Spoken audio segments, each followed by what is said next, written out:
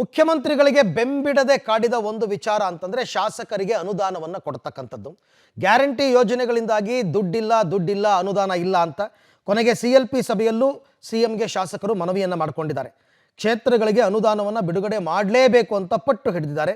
ಹಾಗಾಗಿ ಅವರ ಒತ್ತಡಕ್ಕೆ ಮಣಿದಂತಹ ಮುಖ್ಯಮಂತ್ರಿ ಸಿದ್ದರಾಮಯ್ಯನವರು ಆಯಿತು ಸದನದಲ್ಲಿ ಘೋಷಣೆ ಮಾಡ್ತೀನಿ, ಯಾರೂ ಬೇಸರ ಪಟ್ಕೊಳ್ಬೇಡಿ ಅಂತ ಮುಖ್ಯಮಂತ್ರಿಗಳು ಭರವಸೆಯನ್ನು ಕೊಟ್ಟಿದ್ದಾರೆ.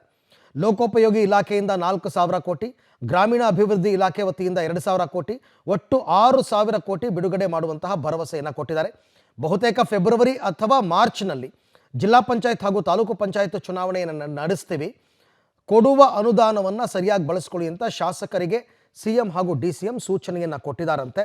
ಇದು ಕೇವಲ ಕಾಂಗ್ರೆಸ್ ಶಾಸಕರು ಇರ್ತಕ್ಕಂಥ ಕ್ಷೇತ್ರಗಳಿಗೆ ಮಾತ್ರ ಅಲ್ಲ, ಎಲ್ಲ 224 ಕ್ಷೇತ್ರಗಳಿಗೂ ಕೊಡಬೇಕು.